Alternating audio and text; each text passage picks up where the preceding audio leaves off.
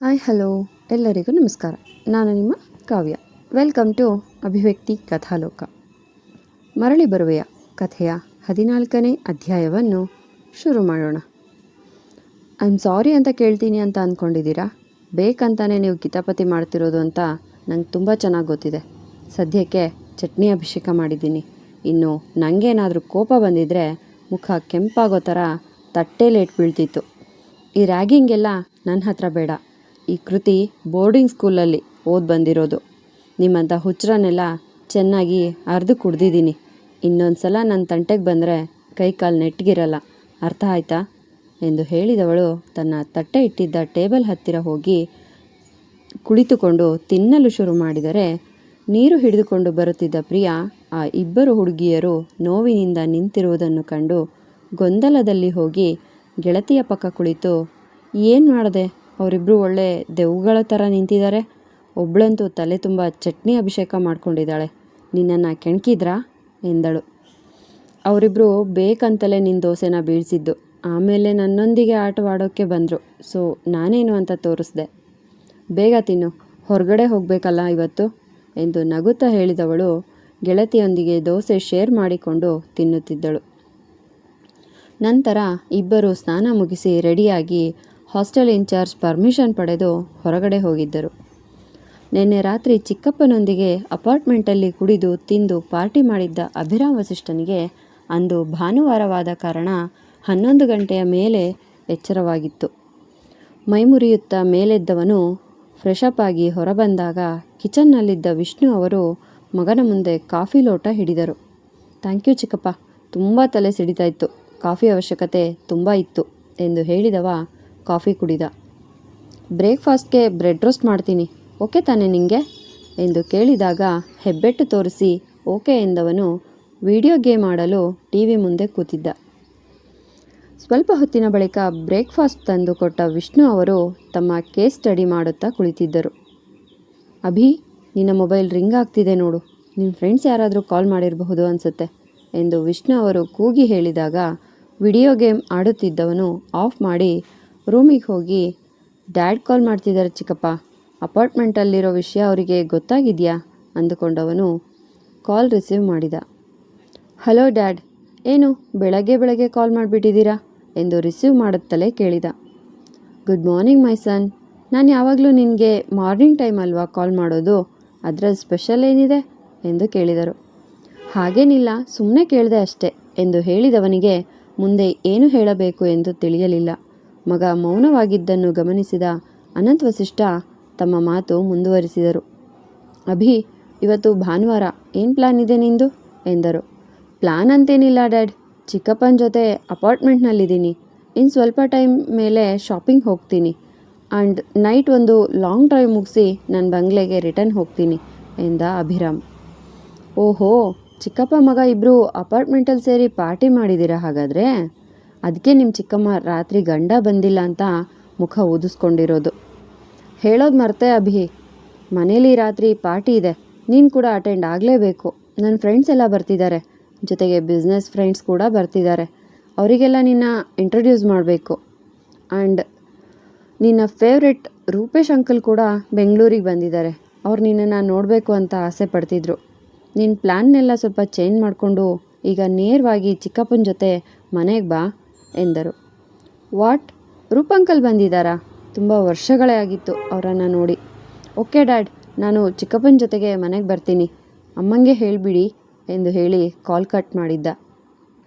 ಚಿಕ್ಕಪ್ಪ ಡ್ಯಾಡ್ ಕಾಲ್ ಮಾಡಿದ್ರು, ನಾವಿಬ್ಬರು ಈಗ ಮನೆಗೆ ಹೋಗಬೇಕಂತೆ, ನಡೀರಿ ಹೋಗೋಣ ಎಂದ ಅಭಿರಾಮ್.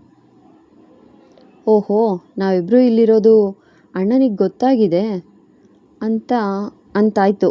ಸರಿ ನಡಿ ಅಭಿ, ಮನೆಗೆ ಹೋಗೋಣ ಎಂದು ಹೇಳಿದವರು ರೆಡಿಯಾಗಿ ಬಂದು ಅಣ್ಣನ ಮಗನೊಂದಿಗೆ ಮನೆಯತ್ತ ಹೊರಟರು. ಹಾಸ್ಟೆಲ್ ಇನ್ಚಾರ್ಜ್ ಪರ್ಮಿಷನ್ ಪಡೆದು ಹೊರಗಡೆ ಬಂದ ಗೆಳತಿಯರಿಬ್ಬರು ನೇರವಾಗಿ ಗಣಪತಿ ದೇವಸ್ಥಾನಕ್ಕೆ ಬಂದಿದ್ದರು. ಇವರು ಬಂದ ಅರ್ಧ ಗಂಟೆಯ ಕಳೆದರೂ ಶಾಂತ ಅವರು ಬಂದಿರಲಿಲ್ಲ. ಪ್ರಿಯಾ, ನಿಮ್ಮಮ್ಮ ಬರ್ತಾರೋ ಇಲ್ವೋ, ಅವ್ರಿಗೆ ಯಾವಾಗ ಡ್ಯೂಟಿ ಇರೋದು, ಮಧ್ಯಾಹ್ನದ ಡ್ಯೂಟಿನಾ ಎಂದು ಕೃತಿ ಪ್ರಸಾದ ತಿನ್ನುತ್ತಾ ಕೇಳಿದಳು. ಇವತ್ತು ನೈಟ್ ಅಡುಗೆ ಅಮ್ಮನದ್ದೇ ಅಲ್ವಾ ಕೃತಿ, ಸೊ ಒಟ್ಟಿಗೆ ಹಾಸ್ಟೆಲ್ಗೆ ಬಂದ ಹಾಗೆ ಆಗುತ್ತೆ ಅಂತ ಸ್ವಲ್ಪ ಲೇಟಾಗಿ ಬರಬಹುದು ಅನಿಸುತ್ತೆ. ವೆಯ್ಟ್ ಮಾಡೋಣ ಇರು ಎಂದು ಹೇಳಿದ ಪ್ರಿಯಾ ತಾಯಿಗೆ ಕಾಲ್ ಮಾಡಿದಾಗ ಅರ್ಧ ದಾರಿಲಿದ್ದೀನಿ, ಬರ್ತಿದ್ದೀನಿ ಎಂದು ಹೇಳಿದ ಶಾಂತ ಕಾಲ್ ಕಟ್ ಮಾಡಿದ್ದರು. ಸ್ವಲ್ಪ ಹೊತ್ತಿನ ಬಳಿಕ ಒಂದು ಕಿಟ್ ಬ್ಯಾಗ್ ಹಿಡಿದು ಆಟೋಯಿಂದ ಇಳಿದವರು ಆಟೋದವನಿಗೆ ಹಣ ಕೊಟ್ಟು ಮೆಟ್ಟಿಲು ಹತ್ತಿ ದೇವಸ್ಥಾನದ ಆವರಣಕ್ಕೆ ಬಂದಿದ್ದರು. ಅಯ್ಯೋ, ನಮ್ಮಮ್ಮ ಬರೋದು ಇನ್ನೂ ಎಷ್ಟೊತ್ತಾಗುತ್ತೋ ಏನೋ, ಬಾರೆ ಇನ್ನೊಂದು ರೌಂಡ್ ಪ್ರಸಾದ ತಿಂದ್ಬರೋಣ ಎಂದು ಪ್ರಿಯಾ ನಗುತ್ತಾ ಕೇಳಿದಳು. ಪ್ರಸಾದ ಚೆನ್ನಾಗಿತ್ತು ಅಂತ ಈಗಾಗಲೇ 2 ಸಲ ತಿಂದಿದೀಯಾ, ಸಾಕು ತಿಂದಿದ್ದು. ಅಲ್ಲಿ ನೋಡು, ಆಂಟಿ ಬರ್ತಿದ್ದಾರೆ, ಬಾ ಹೋಗೋಣ ಎಂದು ಹೇಳಿದ ಕೃತಿ ಗೆಳತಿಯ ಕೈ ಹಿಡಿದು ಶಾಂತಿಯವರ ಹತ್ತಿರ ಬಂದಿದ್ದಳು. ಅಮ್ಮ ಎಂದು ತಾಯಿಯನ್ನು ತಬ್ಬಿದ ಪ್ರಿಯಾ ಅವರ ಎದೆಗೆ ಒರಗಿದರೆ ನಗುತ್ತಾ ಶಾಂತಿಯವರ ಎದುರಿಗೆ ನಿಂತ ಕೃತಿ ಅಮ್ಮ ಮಗಳ ಬಾಂಧವ್ಯವನ್ನು ಕಂಡು ಭಾವುಕಳಾದಳು. ಪ್ರಿಯಾ, ದಿನಾ ಕಾಲಲ್ಲಿ ಮಾತಾಡ್ತಿರ್ತೀಯ, ಆದರೂ ಕೂಡ ಅಳೋದ್ಯಾಕೆ ಎಂದು ಕಣ್ಣೀರು ಒರೆಸಿ ಮಗಳನ್ನು ದೂರ ಸರಿಸಿದರು. ಅದು ಹಾಗೆ, ನೇರವಾಗಿ ನಿನ್ನನ್ನು ನೋಡಿ ತುಂಬ ದಿನವಾಗಿತ್ತಲ್ಲ. ನಮ್ಮ ಹಾಸ್ಟೆಲ್ನಲ್ಲೇ ನೀನು ಅಡುಗೆ ಕೆಲಸ ಮಾಡಿದರೂ ಕೂಡ ನಿನ್ನನ್ನು ಡೈರೆಕ್ಟಾಗಿ ನೋಡುವ ಭಾಗ್ಯ ನನಗಿಲ್ಲ. ಈ ಹಾಸ್ಟೆಲ್ ನಿಯಮಗಳಿಗೆ ಮಣ್ಣಾಕ ಎಂದು ಬೈದಾಗ ನಗುವ ಶಾಂತಿ ಕೃತಿ ಕಡೆ ನೋಡಿದರು. ಕೃತಿ ಪುಟ್ಟ, ಹೇಗಿದ್ಯಮ್ಮ ಎಂದು ಅವಳ ತಲೆ ಸವರಿ ಕೇಳಿದರು. ನಾನು ಚೆನ್ನಾಗಿದ್ದೀನಿ ಆಂಟಿ, ನೀವು ಹೇಗಿದ್ದೀರಾ ಎಂದಳು. ನಾನು ಚೆನ್ನಾಗಿದ್ದೀನಿ ಪುಟ್ಟಿ. ತಗೋ, ಇದು ನಿಮ್ಮಮ್ಮ ನಿಂಗೆ ಅಂತ ಕಳಿಸಿರೋ ಹಣ, ಬ್ಯಾಂಕ್ನಲ್ಲಿ ಹಾಕಬೇಕಂತೆ. ಬ್ಯಾಂಕ್ ಮ್ಯಾನೇಜರ್ಗೆ ಕಾಲ್ ಮಾಡಿ ನಾನು ತಿಳಿಸಿದ್ದೀನಿ. ನೀನು ಪ್ರಿಯಾ ಜೊತೆ ಹೋಗಿ ಬ್ಯಾಂಕ್ನಲ್ಲಿ ಹಣ ಕಟ್ಟಿ ನಿನ್ನ ಅಕೌಂಟಲ್ಲಿ ದುಡ್ಡಿಟ್ಕೋ. ಹಾಗೆ ನಿನ್ನ ಖರ್ಚಿಗೆ ಕೈಯಲ್ಲಿ 50,000 ಇಟ್ಕೋ. ನಿಮ್ಮಮ್ಮ ಹೇಳಿದಾಳೆ ನೀನು ಬ್ರ್ಯಾಂಡೆಡ್ ಬಟ್ಟೆ ಮತ್ತು ಸ್ಲಿಪ್ಪರ್ಸ್, ಶೂಸ್ ಎಲ್ಲ ತಗೋಬೇಕಂತೆ. ಕಾಲೇಜಿಗೆ ಹೋಗುವ ಹುಡುಗಿ ನೀನು, ಎಲ್ಲರಂತೆ ತನ್ನ ಮಗಳು ಕೂಡ ಮಿಂಚಬೇಕು ಅನ್ನೋದು ಕವನ ಆಸೆ ಎಂದು ಶಾಂತಿ ಹೇಳಿದಾಗ ವಿಷಾದದಲ್ಲಿ ನಕ್ಕ ಕೃತಿ ಸರಿ ಎಂದು ತಲೆಯಾಡಿಸಿ ಅಮ್ಮ ಮಗಳು ಸ್ವಲ್ಪ ಹೊತ್ತು ಮಾತನಾಡಿಕೊಳ್ಳಲಿ ಎಂದು ದೇವಸ್ಥಾನದ ಕಟ್ಟೆಯ ಮೇಲೆ ಕುಳಿತಾಗ ಅವಳ ಹಿಂದೆಯೇ ಹೋದ ಅಮ್ಮ ಮಗಳಿಬ್ಬರೂ ಅವಳನ್ನು ತಮ್ಮ ಮಾತಿನಲ್ಲಿ ಸೇರಿಸಿಕೊಂಡಿದ್ದರು. ನನಗೀಗ ನೈಟ್ ಶಿಫ್ಟ್ ಇದೆ. ಅಡುಗೆ ಹುಡುಗರ ಜೊತೆ ನಾನೀಗ ತರಕಾರಿಗಳನ್ನೆಲ್ಲ ತಗೊಂಡು ಹಾಸ್ಟೆಲ್ಗೆ ಹೋಗಬೇಕು. ನೀವು ಹೊರಗೆ ಸುತ್ತಾಡಿ ಹಾಸ್ಟೆಲ್ ಸೇರ್ಕೊಳ್ಳಿ ಎಂದು ತಿಳಿಸಿದ ಶಾಂತಿಯವರು ಹಣ ಜೋಪಾನ ಎಂದು ಕೃತಿಗೆ ಹೇಳಿ ಹೋದರೆ ಆಟೋ ಹಿಡಿದು ಗೆಳತಿಯೊಂದಿಗೆ ಬ್ಯಾಂಕ್ ಕಡೆ ಹೋದ ಕೃತಿ ಶಾಂತಿಯವರಿಗೆ ತಿಳಿಯದಂತೆ ಮೆಲ್ಲಗೆ ಎತ್ತಿಕೊಂಡಿದ್ದ ಅವರ ಮೊಬೈಲ್ನ ತನ್ನ ಬ್ಯಾಗ್ ಒಳಗೆ ಹಾಕಿಕೊಂಡು ಏನೂ ಗೊತ್ತಿಲ್ಲದಂತೆ ಇದ್ದಳು. ಅಕೌಂಟಿಗೆ ಹಣ ಹಾಕುವ ಪ್ರೊಸೀಜರೆಲ್ಲ ಮುಗಿದ ನಂತರ ಬ್ಯಾಂಕ್ನಿಂದ ಹೊರಬಂದವರು ಬೆಂಗಳೂರಿನ ಪ್ರತಿಷ್ಠಿತ ಮಾಲೊಂದರ ಒಳಗೆ ಹೋಗಿ ತಮಗೆ ಬೇಕಾದ ಬಟ್ಟೆ, ಮೇಕಪ್ ಐಟಮ್ಸ್, ಕಾಲೇಜ್ ಬ್ಯಾಗ್ ಎಲ್ಲವನ್ನು ಶಾಪಿಂಗ್ ಮಾಡಿ ಫುಡ್ ಕೋರ್ಟಿಗೆ ಹೋಗಿ ಪಿಜ್ಜಾ, ಬರ್ಗರ್ ತಿಂದವರು ಸಮಯವಾಗುತ್ತಿದ್ದ ಕಾರಣ ಹಾಸ್ಟೆಲ್ಗೆ ಹೋಗಲು ಕ್ಯಾಬ್ ಬುಕ್ ಮಾಡಿದರು. ಕೃತಿ, ಕ್ಯಾಬ್ ಬರೋದು ಇನ್ನೂ ಅರ್ಧ ಗಂಟೆ ಆಗುತ್ತೆ ಅಂತ ತೋರಿಸ್ತಿದೆ ನೋಡು, ನಮ್ಮ ಪಕ್ಕದಲ್ಲಿಯೇ ಒಂದು ಗಿಫ್ಟ್ ಶಾಪ್ ಇದೆ, ಬಾರೆ ಹೋಗಿ ಟೈಮ್ ಪಾಸ್ ಮಾಡೋಣ ಎಂದು ಪ್ರಿಯಾ ಕರೆದಾಗ ಸರಿ ಎಂದು ತಲೆಯಾಡಿಸಿದ ಕೃತಿ ಒಳಗೆ ಹೋದಳು. ಪ್ರಿಯಾ, ನೀನು ಆ ಕಡೆ ನೋಡ್ತಾ ಇರು, ನಾನು ಈ ಕಡೆ ನೋಡ್ತೀನಿ ಎಂದು ಹೇಳಿ ಮುಂದಕ್ಕೆ ಹೋದವಳು ತನ್ನ ಬ್ಯಾಗ್ನಲ್ಲಿ ಬಚ್ಚಿಟ್ಟುಕೊಂಡಿದ್ದ ಶಾಂತಿಯವರ ಮೊಬೈಲ್ ತೆಗೆದು ತಾಯಿಯ ನಂಬರ್ಗಾಗಿ ಹುಡುಕಾಡಿ ಸೋತವಳು ಅನ್ನೋನ್ ನಂಬರ್ಗಳನ್ನೆಲ್ಲ ತನ್ನ ಮೊಬೈಲ್ನಲ್ಲಿ ಫೋಟೋ ಕ್ಲಿಕ್ ಮಾಡಿಕೊಂಡು ಏನೂ ಗೊತ್ತೇ ಇಲ್ಲ ಅನ್ನುವಂತೆ ಮೆಲ್ಲಗೆ ಪ್ರಿಯಾ ಬ್ಯಾಗಿಗೆ ಮೊಬೈಲ್ ಹಾಕಿ ಗಿಫ್ಟ್ ನೋಡುವುದರಲ್ಲಿ ಮಗ್ನಳಾದಳು. ಅದಿತಿ ಪುಟ್ಟ, ನೀವು ಬೆಂಗಳೂರಿಗೆ ಬಂದಿರೋದು ಯಜಮಾನ್ರಿಗೆ ಗೊತ್ತಾದರೆ ಅವ್ರು ಕೋಪ ಮಾಡ್ಕೊಳ್ತಾರೆ ಎಂದು ಕಾರ್ ಡ್ರೈವ್ ಮಾಡುತ್ತಿದ್ದ ವ್ಯಕ್ತಿ ಭಯದಲ್ಲಿ ಹೇಳಿದ. ಅಯ್ಯೋ, ಹಾಗೇನೂ ಆಗಲ್ಲ ಡ್ರೈವರ್ ಅಂಕಲ್, ಮೊದಲು ಯಾವುದಾದ್ರೂ ಗಿಫ್ಟ್ ಅಂಗಡಿ ಹತ್ರ ಕಾರ್ ನಿಲ್ಲಿಸಿ, ನಾನು ಸಿದ್ಧಾರ್ಥಗೋಸ್ಕರ ಗಿಫ್ಟ್ ತಗೋಬೇಕು, ನಾಳೆ ಅವನ ಬರ್ಡೇ ಇದೆ ಎಂದು ಹೇಳಿದಾಗ ಸರಿ ಎಂದು ತಲೆ ಆಡಿಸಿದ ಡ್ರೈವರ್ ಗಿಫ್ಟ್ ಅಂಗಡಿಯ ಮುಂದೆ ಕಾರ್ ನಿಲ್ಲಿಸಿದ್ದ. ಅಂಕಲ್, ನೀವು ಇಲ್ಲೇ ಇರಿ, ನಾನು ಒಳಗೋಗಿ ಬೇಗ ಗಿಫ್ಟ್ ತಗೊಂಡು ಬರ್ತೀನಿ ಎಂದು ಹೇಳಿದವಳು ಒಳಗೆ ಬಂದಿದ್ದಳು. ಅದೇ ಗಿಫ್ಟ್ ಶಾಪ್ ಒಳಗೆ ಇದ್ದ ಕೃತಿ ಕಣ್ಣಿಗೆ ತಾಯಿ ಗೊಂಬೆ ತನ್ನ ಮಗುವನ್ನು ಮಡಿಲಲ್ಲಿ ಮಲಗಿಸಿಕೊಂಡು ಹಾಲು ಕುಡಿಸುತ್ತಿರುವ ಗಾಜಿನ ಗೊಂಬೆ ಕಾಣಿಸಿತು. ವಾವ್, ಬ್ಯೂಟಿಫುಲ್ ಆಗಿದೆ. ತಾಯಿ ಮಗುವಿಗೆ ಎದೆಹಾಲು ಉಣಿಸುವ ದೃಶ್ಯ. ಅಮ್ಮನಿಗೆ ಈ ಗಿಫ್ಟ್ ಕೊಡಬಹುದು ಎಂದು ಮನದಲ್ಲೇ ಹೇಳಿಕೊಂಡ ಕೃತಿ ಆ ಗಿಫ್ಟ್ ಇದ್ದ ಕಡೆಯೇ ಹೆಜ್ಜೆ ಹಾಕಿದಳು. ಗಿಫ್ಟ್ ಶಾಪ್ ಒಳಗಿದ್ದ ಅದಿತಿ ಕಣ್ಣಿಗೆ ಕಂಡ ಟೆಡ್ಡಿ ಬೇರ್, ಮ್ಯೂಸಿಕ್ ಇನ್ಸ್ಟ್ರುಮೆಂಟ್ಸ್, ಗಿಟಾರ್ ಎಂದು ಎಲ್ಲವನ್ನು ಪ್ಯಾಕ್ ಮಾಡಲು ಹೇಳುತ್ತಿದ್ದವಳ ಕಣ್ಣಿಗೆ ಆಕರ್ಷಕವಾಗಿ ಗಾಜಿನ ಗೊಂಬೆ ಕಾಣಿಸಿತು. ಸಿದ್ಧಾರ್ಥ್ಗೆ ತಾಯಿ ಇಲ್ಲ, ಅವನಿಗೆ ಅಮ್ಮ ಅಂದರೆ ಪ್ರಾಣ. ಸೊ ಈ ತಾಯಿ ಮಗುವಿನ ಗೊಂಬೆನ ಅವನ ಬರ್ಡೆಗೆ ಗಿಫ್ಟ್ ಮಾಡ್ತೀನಿ ಅಂತ ಹೇಳಿಕೊಂಡ ಅದಿತಿ ಕೂಡ ಅದೇ ರೋ ಕಡೆ ಬಂದಳು. ಇಬ್ಬರು ಒಟ್ಟಿಗೆ ಆ ಗಾಜಿನ ಗೊಂಬೆಯನ್ನು ಮುಟ್ಟಿದ್ದರು. ಇದನ್ನು ಪ್ಯಾಕ್ ಮಾಡಿ ಒಟ್ಟಿಗೆ ಹೇಳಿದವರು ಆಶ್ಚರ್ಯದಲ್ಲಿ ಮುಖ ನೋಡಿಕೊಂಡರು. ಅಯ್ಯೋ, ಇಬ್ಬರು ಒಂದೇ ಗಾಜಿನ ಗೊಂಬೆ ಮೇಲೆ ಕೈ ಇಟ್ಟಿದ್ದೀರಲ್ಲ, ಆದರೆ ನಮ್ಮ ಅಂಗಡಿಯಲ್ಲಿರೋದು ಇದೊಂದೇ ಪೀಸ್, ಯಾರಾದರೂ ಒಬ್ರಿಗೆ ಮಾತ್ರ ಇದು ಕೊಡೋಕ್ಕೆ ಸಾಧ್ಯ ಎಂದು ಓನರ್ ಪೆಚ್ಚಾಗಿ ಹೇಳಿದರು. ಎಕ್ಸ್ಕ್ಯೂಸ್ ಮೀ, ನಿಮಗೂ ಕೂಡ ಇದೇ ಗೊಂಬೆ ಇಷ್ಟ ಆಯಿತಾ? ಅದು ಅದಿತಿ ಬೇಸರದಲ್ಲಿ ಕೇಳಿದಳು. ಎಸ್, ನನಗೆ ತುಂಬ ಇಷ್ಟ ಆಗಿದೆ ಈ ಗೊಂಬೆ. ನನಗಿದು ಬೇಕೇ ಬೇಕು. ನನ್ನ ತಾಯಿಗಿದನ್ನು ಉಡುಗೊರೆಯಾಗಿ ಕೊಡಬೇಕು. ನಾನೇ ಮೊದಲು ಅಂಗಡಿಗೆ ಬಂದಿದ್ದು. ಸೊ ಪ್ಲೀಸ್ ಲೀವ್ ಇಟ್ ಎಂದು ಗಂಭೀರವಾಗಿ ಹೇಳಿದ ಕೃತಿ ಗಾಜಿನ ಗೊಂಬೆಯನ್ನು ಮೆಲ್ಲಗೆ ಎತ್ತಿಕೊಂಡು ಬಿಲ್ ಕೌಂಟರ್ ಹತ್ತಿರ ಹೋದರೆ ಅದಿತಿಯ ಮುಖ ಪೆಚ್ಚಾಗಿ ಹೋಯಿತು.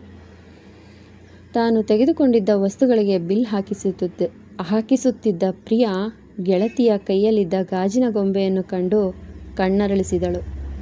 ವಾವ್, ಬ್ಯೂಟಿಫುಲ್ ಕೃತಿ, ತುಂಬ ಚೆನ್ನಾಗಿದೆ ಕಣೆ. ಯಾರಿಗೆ ಇದು? ಕವನ ಆಂಟಿಗೆ ಗಿಫ್ಟ್ ಮಾಡ್ತೀಯಾ ಎಂದಳು. ಹೌದು ಎಂದು ತಲೆಯಾಡಿಸಿದ ಕೃತಿ ದುಡ್ಡು ಕೊಟ್ಟು ಹೊರಗೆ ಗೆಳತಿಯೊಂದಿಗೆ ಬಂದಳು.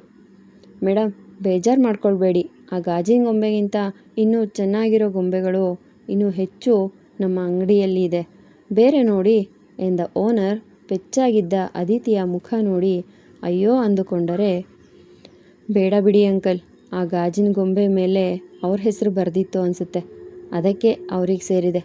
ಇವಿಷ್ಟನ್ನು ಪ್ಯಾಕ್ ಮಾಡಿ ಎಂದು ಬಿಲ್ ಕೌಂಟರ್ ಹತ್ತಿರ ಹೆಜ್ಜೆ ಹಾಕಿದಳು. ಹೊರಬಂದ ಕೃತಿಗೆ ಯಾಕೋ ತಾನು ಅತಿಯಾಗಿ ವರ್ತಿಸಿದೆ ಅನಿಸಿತು. ತಕ್ಷಣ ಅಂಗಡಿಯೊಳಗೆ ಬಂದವಳು ಸಪ್ಪಗೆ ಮುಖ ಮಾಡಿ ನಿಂತಿದ್ದ ಅದಿತಿ ಕೈಗೆ ಆ ತಾಯಿ ಮಗುವಿನ ಗಾಜಿನ ಗೊಂಬೆಯನ್ನು ಕೊಟ್ಟು ಹೊರ ಹೋಗಿಬಿಟ್ಟಳು. ಅರೆ ಹಲೋ, ಅಯ್ಯೋ ಇದೇನಿದು, ಗೊಂಬೆ ಕೊಟ್ಟು ಹೋಗ್ಬಿಟ್ರು.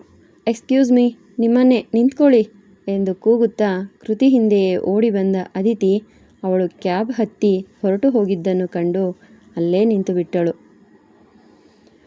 ತುಂಬ ದಿನಗಳ ಬಳಿಕ ಮನೆಗೆ ಬಂದ ಮಗನಿಗೆ ಆರತಿ ಮಾಡಿ ಸ್ವಾಗತಿಸಿದ ಅಮೃತ ಅವನಿಗೆ ಒಳಬರಲು ಜಾಗ ಬಿಟ್ಟರೆ ಚಿಕ್ಕಪ್ಪನೊಂದಿಗೆ ಮನೆಯೊಳಗೆ ಬಂದ ಅಭಿರಾಮ್ ವಸಿಷ್ಠ ತನ್ನನ್ನು ಮಾತನಾಡಿಸಲು ಬಂದ ಅಜ್ಜಿಯನ್ನು ಗಮನಿಸದೆ ರಾಯಲ್ ಕುರ್ಚಿಯ ಮೇಲೆ ಗಂಭೀರವಾಗಿ ಕೂತಿದ್ದ ಅಜ್ಜನ ಹತ್ತಿರ ಹೋಗಿದ್ದ. ಅಭಿ ಯಾಕೆ ಸಣ್ಣ ಪುಟ್ಟದ್ದನ್ನೆಲ್ಲ ಗಮನಿಸಿಕೊಳ್ಳಲ್ಲ? ಅತ್ತೆ ಪಾಪ ಅವನನ್ನು ತಬ್ಬಿಕೊಳ್ಳಲು ಬಂದಿದ್ದರು. ಆದರೆ ಅವ್ರ ಕಡೆ ನೋಡದೆ ಮಾವನ ಹತ್ರ ಹೋದ. ಅತ್ತೆಗೆ ಎಷ್ಟು ಬೇಸರವಾಗಿರಬಹುದು ಅಲ್ವಾ ಅಕ್ಕ ಎಂದು ಶ್ರೀದೇವಿ ಹೇಳಿದಾಗ ವಾರಗಿತ್ತಿಯನ್ನು ನೋಡಿ ಕಣ್ಣಲ್ಲೇ ಸುಮ್ಮನಿರಲು ತಿಳಿಸಿದ ಅಮೃತ ಕೆಲಸದವರ ಕೈಯಲ್ಲಿ ಆರತಿ ತಟ್ಟೆಯನ್ನು ಹೊರಗೆ ಚೆಲ್ಲಲು ತಿಳಿಸಿದವರು ಅಡುಗೆ ಮನೆಯೊಳಗೆ ಹೋಗಿದ್ದರು. ಅಜ್ಜ ಹೇಗಿದ್ದೀರಾ ಎಂದು ಅವರ ಕಾಲು ಮುಟ್ಟಿ ಆಶೀರ್ವಾದ ಪಡೆದವನು ಗಂಭೀರವಾಗಿ ಕೇಳಲು ಓದುತ್ತಿದ್ದ ಪೇಪರ್ನ ಮಡಚಿಟ್ಟು ಮೇಲೆದ್ದ ಮಹದೇವ್ ವಸಿಷ್ಠ ಅವರು ಮೊಮ್ಮಗನ ಭುಜವನ್ನು ತಟ್ಟಿ ಅವನ ಹೆಗಲ ಮೇಲೆ ಕೈಯಿಟ್ಟರು. ನಿನ್ನ ಅಜ್ಜ ಮಹದೇವ್ ವಸಿಷ್ಠ ಯಾವಾಗಲೂ ಚೆನ್ನಾಗಿಯೇ ಇರ್ತಾರೆ, ನನಗೇನು ಕಮ್ಮಿ. ಅದು ಬಿಡು, ನೀನು ಹೇಗಿದೆಯೋ? ಕಾಲೇಜಿಗೆ ಸರಿಯಾಗಿ ಹೋಗ್ತಿದ್ಯಾ ತಾನೆ? ಎಕ್ಸಾಮ್ಸ್ ಎಲ್ಲ ಹೇಗೆ ನಡೀತಿದೆ ಎಂದು ಗಂಭೀರವಾಗಿ ಕೇಳಿದರು. ನಿಮ್ಮ ಮೊಮ್ಮಗ ನಾನು, ನನಗೇನು ಕಮ್ಮಿ ಅಜ್ಜ. I am always super duper ಮಸ್ತ್. ಎಕ್ಸಾಮ್ಸ್ಗೆ ಇನ್ನೂ ಟೈಮ್ ಇದೆ, ಸ್ವಲ್ಪ ಡಿಸ್ಟರ್ಬ್ ಆಗಿದ್ದೆ, ಅದಕ್ಕೆ ಚಿಕ್ಕಪ್ಪನ ಜೊತೆ ಅವರ ಅಪಾರ್ಟ್ಮೆಂಟಲ್ಲಿ ಉಳ್ಕೊಂಡಿದ್ದೆ ಅಷ್ಟೇ. ಎಲ್ಲಿ ಡ್ಯಾಡಿ ನನಗೆ ಕಾಲ್ ಮಾಡಿ ಕರೆಸಿದವರು ಕಾಣಿಸ್ತಿಲ್ಲ? ಆಫೀಸ್ಗೆ ಹೋಗಿದ್ದಾರಾ? ಇವತ್ತು ಸಂಡೇ ಅಲ್ವಾ ಅಜ್ಜ, ಇವತ್ತು ಕೂಡ ಹೋಗಬೇಕಾ ಎಂದು ಕೇಳಿದ. ಹೊರಗೆ ಸ್ವಲ್ಪ ಕೆಲಸ ಇತ್ತು, ಇವತ್ತು ನೈಟ್ ಮನೆಯಲ್ಲಿ ಪಾರ್ಟಿ ಇದೆಯಲ್ಲ, ಅದಕ್ಕೆ ನಮ್ಮ ಈವೆಂಟ್ ಮ್ಯಾನೇಜ್ಮೆಂಟ್ ಅವರ ಜೊತೆ ಮಾತನಾಡಲು ಹೋಗಿದ್ದಾನೆ. ಹೋಗಿ ಮೊದಲು ಪಾರ್ವತಿ ಕೈಯಲ್ಲಿ ಎಣ್ಣೆ ಹಚ್ಚಿಸ್ಕೊಂಡು ಸ್ನಾನ ಮಾಡು, ನಂತರ ಉಳಿದ ಮಾತುಗಳು. ಪಾರ್ವತಿ ಬಾಯಿಲ್ಲಿ ಎಂದು ತಮ್ಮ ಮಡದಿಯನ್ನು ಕರೆದಾಗ 50 ವರ್ಷ ಅವರ ಜೊತೆ ಸಂಸಾರ ನಡೆಸಿದ್ದರೂ ಕೂಡ ಗಂಡನೆದುರು ತಲೆ ಎತ್ತಿ ನೋಡದ ಪಾರ್ವತಿಯವರು ಸೆರಗನ್ನು ತಮ್ಮ ಹೆಗಲ ಮೇಲೆ ಹೊದ್ದುಕೊಂಡು ಗಂಡನ ಮುಂದೆ ಅತಿ ವಿನಯದಲ್ಲಿ ನಿಂತಿದ್ದರು. ಮೊಮ್ಮಗ ಬಂದಿದ್ದಾನೆ, ಅವನಿಗೆ ಎಣ್ಣೆ ಹಚ್ಚಿ ಸ್ನಾನ ಮಾಡಿಸಿ ಹೋಗು ಎಂದು ಗಂಭೀರವಾಗಿ ಆಜ್ಞೆ ಮಾಡಿದಾಗ ಗಂಡನ ಮುಂದೆ ತಲೆ ಎತ್ತದ ಪಾರ್ವತಿಯವರು ಸರಿ ಎಂದು ತಲೆಯಾಡಿಸಿ ಮೊಮ್ಮಗನಿಗೆ ಕಣ್ಣಲ್ಲೇ ಹಿಂಬಾಲಿಸಲು ಹೇಳಿ ಮನೆಯ ಮುಂದೆ ಇದ್ದ ಬಾವಿಕಟ್ಟೆಯ ಹತ್ತಿರ ಕರೆದುಕೊಂಡು ಹೋದರು. ಅಯ್ಯೋ ಅತ್ತೆ ಎಣ್ಣೆನ ಮರೆತುಬಿಟ್ರು ಎಂದು ಅಡುಗೆ ಮನೆಯಿಂದ ಇವರ ನಡುವೆ ನಡೆಯುತ್ತಿದ್ದ ಸಂಭಾಷಣೆಗಳನ್ನು ಕೇಳಿಸಿಕೊಳ್ಳುತ್ತಿದ್ದ ಅಮೃತ ಒಂದು ಬಟ್ಟಲಿಗೆ ಎಣ್ಣೆ ಹಾಕಿ ಕಾಯಿಸಿಕೊಂಡು ಬಾವಿಕಟ್ಟೆಯ ಹತ್ತಿರ ಹೋದರು. ಹಾಯ್ ಅಜ್ಜಿ, ಹೇಗಿದ್ಯಾ? ನಿಮ್ಮ ಯಜಮಾನ್ರು ಇಲ್ವಲ್ಲ, ತಲೆ ಎತ್ತಿ ನನ್ನನ್ನು ನೋಡಬಹುದು ನೀವು ಎಂದು ನಗುತ್ತಾ ಹೇಳಿದ. ಅವನು ನಗೋದೇ ಅಪರೂಪ. ಇತ್ತೀಚೆಗೆ ಕೃತಿ ಮುಂದೆ ಮಾತ್ರ ಹೆಚ್ಚಾಗಿ ನಗೋದು ಅವನು. ಈ ರೀತಿಯೆಲ್ಲ ನಗೋದನ್ನು ಮನೆಯವರು ಕಂಡ್ರೆ ಆಘಾತ ಆಗುವುದಂತೂ ನಿಜ. ನನಗೇನು ಮೊಮ್ಮಗನೇ, ಚೆನ್ನಾಗಿದ್ದೀನಿ. ಹಾಸ್ಟೆಲ್ ಜೀವನ ಹೇಗಿದೆ ಕಂದ? ಆ ಬಂಗ್ಲೆಯಲ್ಲಿ ವೆಂಕಿ ಜೊತೆ ಒಬ್ಬನೇ ಇರ್ತೀಯ. ಇಲ್ಲಿ ಬಂದಿರು ಅಂದರೆ ನನ್ನ ಮಾತು ಕೇಳಲ್ಲ. ನಿನ್ನ ಅಜ್ಜ ಮತ್ತು ನಿನ್ನ ಅಪ್ಪನ ಮಾತೇ ಹೆಚ್ಚು ನಿಂಗೆ. ನೋಡು, ನಿಂಗೆ ಕುಡಿಯಲು ನೀರು ಸಹ ಕೊಡದೆ ಎಣ್ಣೆ ಹಚ್ಚೋಕೆ ಕರ್ಕೊಂಡು ಬಂದೆ. ಇರು, ನಿನ್ನ ಅಮ್ಮನನ್ನು ಕರಿತೀನಿ ಎಂದು ಸೊಸೆಯನ್ನು ಕರೆಯುವ ಮೊದಲೇ ಅಮೃತ ಅವರು ಬೆಲ್ಲದ ಹಣ್ಣಿನ ಪಾನಕ ಹಾಗೂ ಎಣ್ಣೆಯ ಬಟ್ಟಲನ್ನು ಹಿಡಿದು ಬಂದಿದ್ದರು. ಮುಂದುವರಿಯುವುದು. ನಿಮ್ಮ ಅನಿಸಿಕೆ ಅಭಿಪ್ರಾಯಗಳನ್ನು ಕಮೆಂಟ್ ಮೂಲಕ ತಿಳಿಸಿ. ಧನ್ಯವಾದಗಳು.